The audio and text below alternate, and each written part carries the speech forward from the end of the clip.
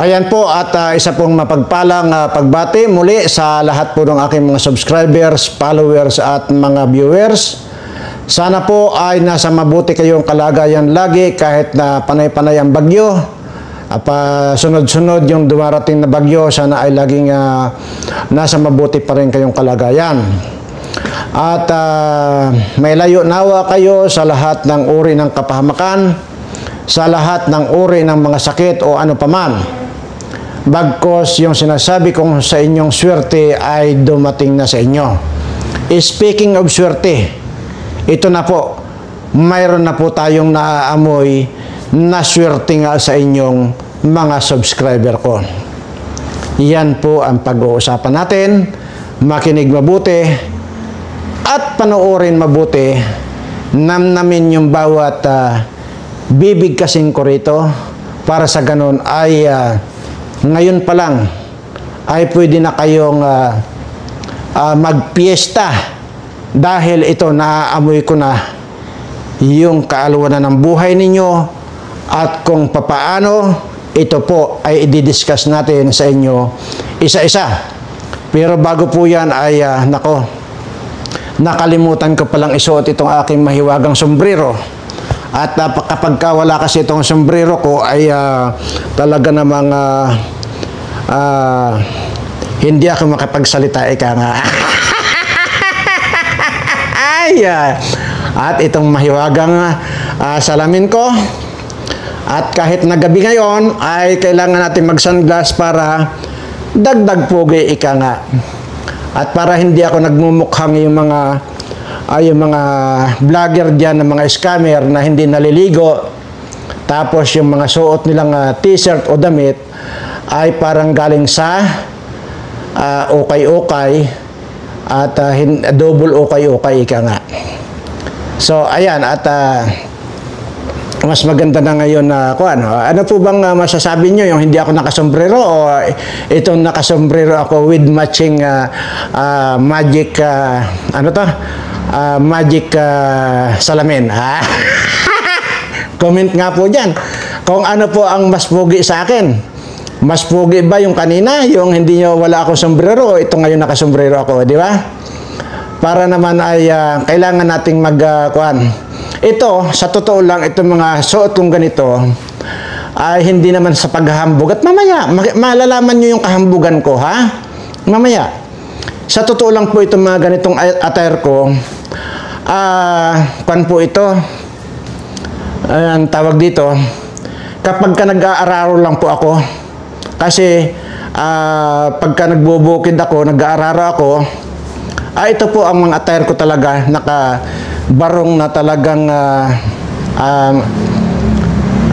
tawag dito, hindi ordinaryo ang presyo, ika nga. Sige, sasabihin ko na sa inyo. At 800,000 pesos po ito bawat isa. So kulang-kulang 1 million ang bawat barong na nakikita nyo sa akin. Ngayon, ito lamang po yung aking pinang-aararo. Pero pagka ako po naman ay pupunta ng palengke, sa bagay, madalong naman akong pupunta ng palengke, abay, nakapan po ako. Naka full coat po ako. Ibig sabihin, ternong Amerikana. Ayan, pag namamalingki lang ako. Yan po yung kahambugan ko at yan po ang inyong abangan itong kahambugan kong ito. Kaya ko lang na po ito pinapakita, sinasabi sa inyo para naman po malaman itong mga vlogger na mga scammer na ito na kahit pa paano sana ay magpakita sila ng kadisintihan kahit pa paano. Ang problema po sa kanila ay pang-attend na nila sa kasalan nila yung kanilang mga suot na akala mo ay mga suot ng mga lasinggo. O tingnan mo na lang itong mga suot nitong mga scammer na ito. Sinasabi hindi na kailangan na isa-isahin ko pa. Pero sige, yung mga suot ni ng mga MG na yan. Suot nitong si Crisit na ito, suot ni Dibibre na ito, Joey Dibibre. Di ba parang bantot-bantot? Di po ba? Yan po yung sinasabi ko. So, kapag hindi na makapang-scam, hindi nalalamon itong mga ito. Tapos, walang ibang ginawa kundi murahin si Maharlika. Na kung saan, yan pala ay hinut-hutan din pala ito ni Dibibre. Grabe, di ba? Oh, ayan. So, sige po, tatalakayin na po natin yung naaamoy kong magiging swertin itong mga subscriber ko. At sana, mga subscriber ko, kasihan nawa tayo ng ating Panginoon dahil ito pong aking gagawing ito para po sa inyo. Wala po akong pakikinabangin ni centavos dito. Lahat po ito para sa inyo. Okay. Dahil nga po dito sa parang totohanan na po at parang matutuloy na po itong boxing match ni sa pagitan ni General Torre at ni si Mayor Basti Duterte ng Davao. Mukhang matutuloy na po. Ngayon, Mr. Birana, ano namang kinalaman doon sa sinasabi mong naaamoy mo na yung swerte sa mga subscriber mo? Kaya nga po, panoorin at intindihin. Ayan, okay. So, pagka ito po ay natuloy, itong boxing match ni Torre at ni Basti Duterte, ay napakalaking kwan po ito. Napakalaking controversial po ito. Hindi lamang po controversial, kundi ito na po yung pinakamalaki at pinakasikat na boxing match sa buong kasaysayan ng boxing. Ayan. Ito na po yung naaamoy kong swerte para sa inyo. Kasi, may nabasa po ako na post ni itong si Senador Lacson na malaking halaga daw po yung kanyang itataya. At hindi po natin alam kung gaano kalaki yung sinasabi niyang malaki yung kanyang itataya para dito sa boxing match ni Torre at Duterte. Pero may na-mention yata siya dyan na buong pensyon niya ay itataya niya. Hindi natin alam kung 1 month pension or buong buhay niyang pensyon. Ano? Yung itataya niya. So, since na yan ay narinig ko at nabasa ko doon sa kanyang post, pwede pala yung ganyang magpostahan. Mabuti nga itong si Basti Duterte, minsan lang siyang naghamon, may pumatos agad. Pero doon sa mga hamon ko ng patayan, doon sa mga nakaraang mga vlog ko, talagang naghahamon ako ng patayan para lang magkaroon tayo ng postahan. At para sinasabi ko ay yung mapapanalunan natin ay lahat yan mapupunta sa mga subscriber ko. Pero mukhang ito yata, hindi man nila tinatanggap yung hamon ko at ang tinanggap nila yung hamon ni Basti Duterte at walang ibang ang tumanggap dyan kundi si Torre. So dahil dyan ay sabi ko nga, since na itong si Lacson ay nag-una na magsabi ng ganyan, pupusta siya ng malaking halaga. Okay, ito na ang maganda dito ngayon. Pwede ba, Senador Lacson, malaman ko lang kung magkano, kung ilang milyon yung ipupusta? At hindi ko po alam kung magkano yung binabanggit mo or magkano yung nasa isip mong ipusta. Ano? Since na nabanggit yung pusta na yan, ay ito po. Kinukol ko po yung pusta ninyo. At mas maganda pa, Senador Lacson, total, lahat naman kayo dyan matagal ka naging senador, mga kasamahan mo, mga senador, mas maganda, Senador Lacson, hikayatin mo na sila, lahat ng mga kasamahan mo. Lalong-lalo na itong mga malalaking kinawat sa gobyerno. Na iposta na nila. Gusto ko lang malaman, magkano man yan, ilang milyon man yan, tatapatan ko. So, maliwanag po yan. Kasi kayo ang kayo ang nag-post diyan. Kayo ang nag-post sa inyong FB account na malaking halaga yung ipopostan nyo. Sige, ngayon, malabo kasi kung magkano. At malabo din itong sasabihin kung tatapatan ko lang. Okay, ngayon, para safe tayo, sige, para lang magkaroon kayo ng idea. Para maging mayroon kayong idea kung magkano yung ipon-ipunin ninyo or magtulong-tulong kayo na maglikom ng pamusta. Sige, initial, para lang malaman niyo, ito na yung safe na pamumustahan natin. Ang ipaparada ko 100 million pesos. Okay? At least meron ka lang idea. Ngayon, ito ay sinabi ko lang yung 100 million pesos. Pero kung kayo nga ay mag-ipon-ipunin yung pamusta, bahala na po kayo maglikom pa ng pwede niyong pamusta sa akin. Sinasabi ko na po dyan, gaano man kalaking amount yan, tatapatan ko lang. Pero ito na, sinabi ko na kanina, para lang magkaroon kayo ng idea, at wala ka pang, para gusto mo lang malaman kung magkano ang pamusta ko. Sige, initial lang ito na 100 million pesos. Yan. Alam ko naman na marami kayong pira.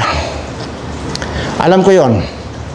Kaya nga, praise the Lord, at least may nagpahayag dyan, ikaw nga, nagpahayag ka na pupusta ka. So narinig ko yung salitang pusta, ito na, yung pinakaantay-antay ko matagal ng panahon. Hindi man direkta ako na ako ang lalaban, pues at least, ang paglalabanan natin dito ay pira-pira na lang. Kasi hindi naman ako direkta. Basta, ang taya ko na sigurado na kaya ninyo 100 million. Sabi ko, uulitin ko, kung aabutin man yan ng 1 hanggang 5 bilyon, sige lang, okay lang. Walang problema tayo dyan. Ngayon,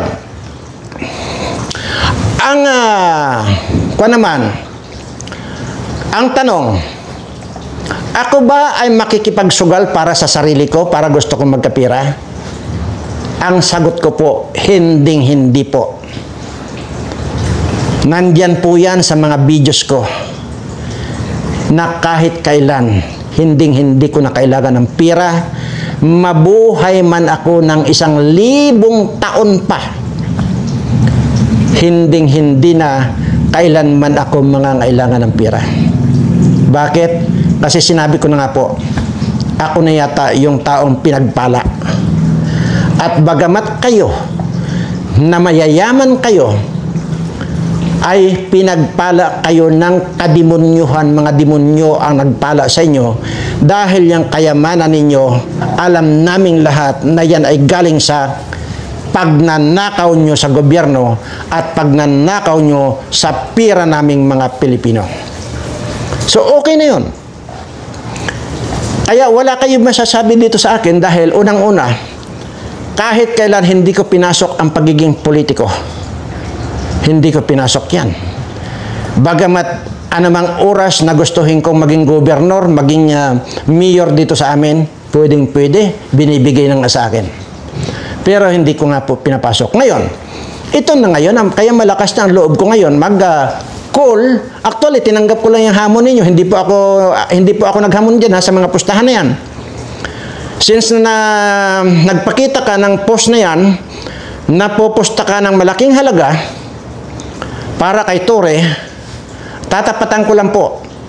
Pero, hindi ko po kasi alam kung ilang milyon niyang ipamumusta mo. Pero sinasabi ko na po ngayon dito, 100 million po ang initial.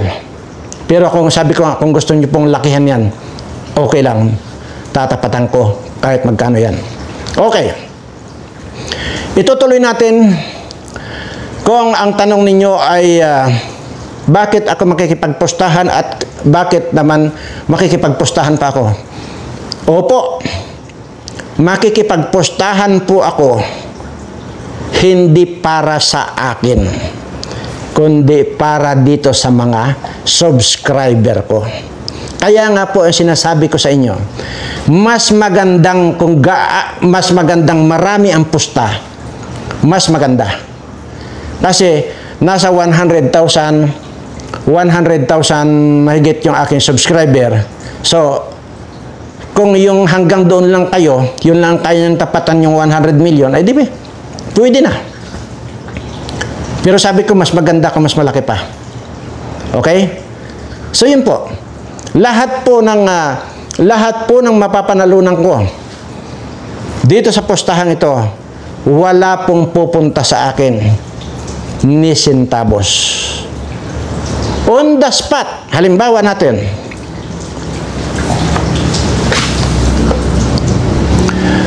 na nai-announce halimbawa na itong si Torre ay lagpak na or wag na natin pag-usapan kung sino manalo-talo. Once na na-deklara na panalo tayo, on the spot magla-live ako na lahat ng mga subscriber ko ay magpabigay alam na kung ano yung mga contact number ninyo at kung saan kayo. Kung kaya nyong pumunta dyan sa Metro Manila, punta kayo para on the spot, ikiklaim ninyo yung aking napanalunan. At paparti-partihin natin yan ng walang labis, walang kulang. Inuulit ko lang po, walang mapupunta sa akin kahit centavos. Pero makakipagpostahan ako. So at least, yun na. Kaya magbunyi na tayo dahil nga mayroon na nagpahayag ng salitang pusta-pusta itong nga si Senador Lacson. Di ba? So, kinul ko lang. Tinanggap ko lang. So, walang masama doon. Hindi nang galing sa akin yan. Yung mga pusta-pusta na yan. So, ayun. Siguro naman maliwanag yan. Dahil ang sinasabi niya, kay Torre siya. Ngayon, ang sinasabi ko naman, kay Basti Duterte ako. Initial na ipaparada ko, 100 million. Oh. Para lang magkaroon kayo ng idea. Pero kung ako sa iyo, Senador Lacson, kumbinsihin mo na rin itong si Tikbalang na tambalos-los na ito. Kumbinsihin mo na rin na baka pwede pa siya magdagdag diyan sa mga posta ninyo. Kasi para may isang tao lang yung kausap ko. Para isang tao lang yung kausap ko, ayoko ng individual. Ayan. Kung gusto mo, dahil mayaman yan si tambalos-los. Maraming pira yan. Yun lang heavy luggage na yan eh. Ilang milyon yun. Ha? Dollar yun ha? Kaya alam ko na marami kayong pangtaya. Kayong mga politiko, sos, sigurado ako. Alam ko na talagang hindi kayo kakapusin sa pantaya. Kaya nga sabi ko sa inyo dito, ito na yung pagkakataon natin. Uulitin ko lang para lang magkaintindihan tayo. Wala itong kahit na anong wala ito na kahit na anong pasubali pa. Ipaparada natin. Diyan yung pamusta. At hindi ko alam kung paano natin i-arrange niyan. Halimbawa kung makonbinsi mo itong si tambalos-los na tumaya pa ng another halimbawa 1 billion sa kanya. 1 billion sa iyo. 1 billion dito sa kay Escudero kasi billion din pala ang kinawat ito. Oh, di 3 billion. Call. Lahat 'yon. Mas maganda, mas marami. Mas marami, mas maganda. Tala, hindi yung baliktad eh. Di ba? Yun lang po ang sa akin. Alam ko. Kaya ito na yung sinasabi ko na parang ito. Parang dinidinig na ng ating Panginoon yung mga paghahamon ko. Bagamat hindi ako ang makikipaglaban, ay iba ang makikipaglaban, dito naman tayo makikipaglaban sa pira-pira. So, okay. Sana maliwanag yan. Kaya mga ito, mga makakapanood, i-share nyo na po ito at i-like nyo na rin ito para maraming tao ang mararating ng video ito. Kung kinakailangan, i-send nyo na po ito kay Senador Lacson kasi siya ang may post nung itataya daw niya yung malaking halaga na kanyang pensyon. Hindi po natin alam doon, malabo po yun. Hindi po natin alam doon kung magmula nung nagpensyon siya at saka yung kung 1 month pension lang niya. Pero kasi sinabi niyang malaking halaga eh. O, di expected natin yan na milyon. So, yun. At kung makarating man sa iyo ito sa Senador Lacson, itong video ko, ay yun na nga, maganda, mas marami tayong matutulungan. Kasi ang sinasabi nyo, ginagamit nyo na naman itong mga taong nasalanta ng bagyo. Ha? Ginagamit nyo na naman eh. Ako, ang sinasabi ko lang dito, mapupunta lang itong mapapanalunan ko dito sa mga subscriber ko. Ngayon, iba naman yung mga nakakuha at ngayon nga, kaysa kasalukuyan nga, itong mga tinamaan ng bagyong ito. Talagang tumutulong ako. Hindi ko na isasali yan. Dito sa napanalunan ko, basta ito, mapapanalaw ko para lang sa mga subscriber ko. Kaya huwag niyong ginagamit itong mga nasalanta ng bagyong ito. Huwag niyong ginagamit yan. Ngayon, kung yun ang ginagamit niyo, sige, dagdagan niyo pa yung pusta ninyo. Aba, lahat yan, ikukul ko lahat yan. Hindi kayo magdadalawang salita sa akin. Hindi kayo magdadalawang hamon sa akin. Once na naghamon kayo, papatusin ko yan. Unang-una, ako na nga naghahamon ng patayan. O, ayan. So ngayon, kung uulitin ko lang, since na si Basti ay minsan lang naghamon, may pumatos agad si Torre, ay di well and good. Pero bakit kaya? Halos 1 taon ako naghahamon dito ng patayan sa mga kawatang mga politiko. Bakit kaya walang pumapatos? Ha? Patusin nyo naman yung hamon ko. Kasi unang-una, napakaganda yung kondisyon na binigay ko sa inyo. Kahit ilan pa kayo, magsama-sama, basta may pustahan. Hindi natin pinag-uusapan dyan kung ilang kayo magtulong-tulong sa akin, basta makipagpatayan kayo sa akin. Ang isa pang ibibigay kong pabor sa inyo, 10 segundo lang po yung bibigay ko sa inyo. 10 segundo lang. Sa loob ng 10 segundo, kahit ilan pa kayo, pag hindi ko kayo nalagutan ng hininga, sa loob ng 10 segundo, talo ako. Yun pa yung isang hamon ko. Baka naman may pumatol. Ha? Pinatulan nyo ngayong hamon ni Basti eh. Sana patulan nyo na rin ako. Ayan. Pero sa ngayon ay basta ang sa akin dito, ang hinahamon ko rito, itong mga kawatan ng mga politiko. Yun lang. Pero dito sa labanan ng Torre Duterte boxing, dahil nagsabi ng pusta-pusta, pinatos ko lang itong si Senador Lacson. So sana makarating sa ito, Senador Lacson. Sinabi ko naman sa iyo kanina na kumbinsihin mo na yung mga bilyonaryo na mga politiko. Alam na alam niyo yan kung sino-sino yung mga bilyonaryo. Kaya alam na alam ko, kayang-kaya niyong itaya yung 5 billion. Ha? Huwag kayo mag-alala. Ipaparada natin dyan yung posto natin. Yun lang. Baka kasi magdududa kayo sa pagmumukha ko, ay di, iparada natin. Ganun lang yun. Bakit ko nasabi na kumbinsihin mo na rin si Escudero na tumaya na rin para malaki yung tayaan natin? Kasi ito mga kababayan, kung gaano kasama, kung gaano ka corrupt din pala itong Escudero to, ha? Sige, panoorin nyo, kayo magusga. Kaya ito mayayaman itong mga politikong ito eh. Mayayaman. Kaya yun sinasabi ko Sana ipagdasal natin na lumaban sila ng pustahan talaga. At hindi mga barya-barya, ayoko ng barya-barya na pustahan. Gusto ko, kung maaari lang, talagang bilyon.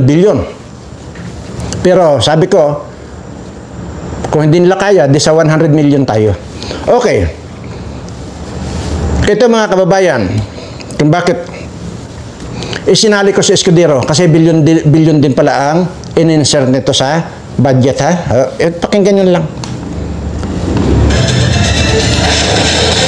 Kaliwat kanan ang pagbaha ngayon, pero tila may political storm din na namumuo sa Senado. Si SP Cheese Escudero nagsingit umano ng bilyong-bilyong piso sa 2025 national budget. Karamihan ng pondo inilaan daw sa mga questionableng flood control project. Narito ang exclusive agenda report ni Dexter Ganibe ng Abante Radio. Baha sa Metro Manila, baha sa iba't ibang lugar sa Luzon, Visayas areas at sa maraming lugar sa Mindanao. Bunsod ng mga pag-ulan na dala ng habagat na pinalakas ng nagdaang bagyong Krising. At bumabaha rin sa insertions ang 2025 General Appropriations Act o ang budget ng gobyerno ngayong taon. Sa dokumentong hawak ng Politico.com, rumaragas ang parang baha ang insertions na ginawa noong nakaraang taon para sa 2025 budget. Abot sa higit 142.717 billion pesos. Ang kabuang insertions na inilaan para sa flood control projects, pag-aayos ng mga kalsada at tulay at ilan pang infrastructure projects. Nangyari ito noong 19th Congress kung saan Senate President si Cheese Escudero. Sa record na hawak ng Politico.com, pangalawa ang sorsogon sa pinakamalaking pinaglaanan ng infra projects na umabot ng 9.136 billion pesos. Sa nasabing halaga, 1.165 billion ang inilaan para sa flood control. Nakasaad sa page 719 ng 2025 GAA. Ilang proyekto kaugnay ng flood mitigation at flood protection projects ang pinaglaanan. Ganon din ang konstruksyon ng seawall sa ilang coastal areas. Dating gobernador ng Sorsogon, si SP Cheese. Sinubukan natin siyang kunan ng pahayag o komento, pero hindi pa ito tumutugon. Pero una na niyang idinipensa ang nasabing usapin ng Manilyo. May mga proposed amendment. Tingnan mo, may mga proposed amendment daw. Bakit itong mga putang inang mga senador na ito, bakit magpo-propose amendment kayo? Ay mga senador kayo, tagagawa kayo ng batas. Ha? Tagagawa kayo ng batas, bakit may mga propose amendment kayo? Kaya diyan nagsisimula ang korupsyon. Ha? Mga senador yan.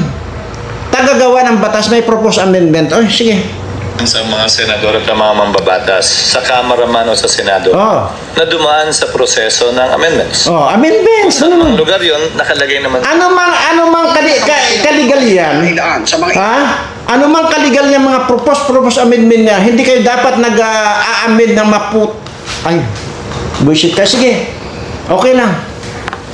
Sana nga lang, yung bilyon-bilyon na kinulimbat mo, na ikaw na Cheese Escudero, kay posta mo na rin, isama mo na doon sa ipoposta ni Lacson, ha? At total, kinulimbat nyo lang naman yan, ay alam ko hindi kayo manghihinayang yan, dahil kinulimbat nyo lang eh. So iposta nyo na, para sa ganun, mapakinabangan itong mga subscriber ko. At sa mga subscriber ko na, dasal-dasal lang po, sana matuloy itong laban ng Torre at saka Baste. Yan. Sana matuloy at para nakikinikinita ko na. Mababago ang buhay ninyo ng mga subscriber ko. Yan ang tandaan ninyo. At ulitin ko. Ginagawa ko ito. Para sa inyo. At yun naman lagi ang sinasabi ko dito sa inyo. Wala po akong gagawin dito kundi ang mag-isip kung sino yung mga papatos sa mga hamon ko para magkaroon tayo ng pustahan at para mapakinabangan ninyo. Matalo man ako, walang problema. Sinabi ko naman sa inyo, kahit 1,000 taon pa, mabuhay uli ako sa lupang ito. Hindi na ako mangangailangan ng pera. Yan lang ang masabi ko. Hindi kagaya dito sa mga politikong ito, lalo nitong tambaluslos na tikbalang na ito, bundat na sa kananakaw ng pira, hindi pa maglubay. Tuloy-tuloy pa ang pagnanakaw nitong mga animal na mga politikong ito. Tuloy-tuloy pa ang pangungulimbat ng mga hayop na ito. Kaya ang nagiging resulta, itong mga kababayan natin, gutom na gutom ngayon at wala nang masaing totally. Kaya sa tuwing nagbablog ako, nababanggit ko yung mga kuwan na yan, nanggigigil talaga ako. Kaya sinasabi ko rin dito, dito rin sa sinasabi kong mga iniikutan ko, lumalaban din ako ng pustahan. Dito sa mga animal na mga politikong ito, na kapag ka hindi ko napatunayan itong sinasabi ko, na ngayon, dating sinabi ko 1,000 families ito, naging 3,000 families, ngayon mahigit ng 3,000 families na itong mga iniikutan ko. Ang hamon ko rin sa inyo ng mga buwaka ng ina ninyong mga politikong kayong mga kawatan kayo,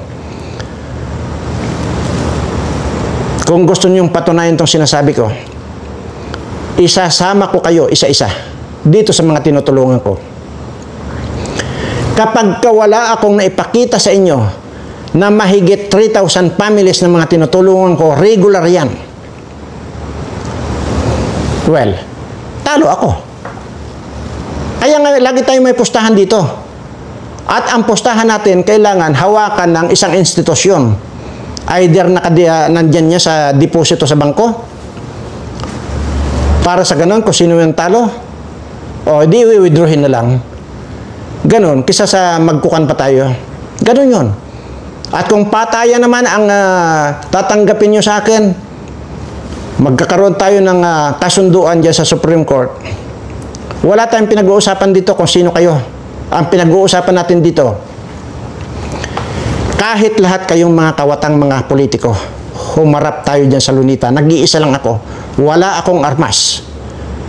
Kayo, sige, kunin nyo na kay Ture lahat ng pinakamalalakas na armas. Wala akong dadalhing armas. Haharapin ko kayo. At pag nagguna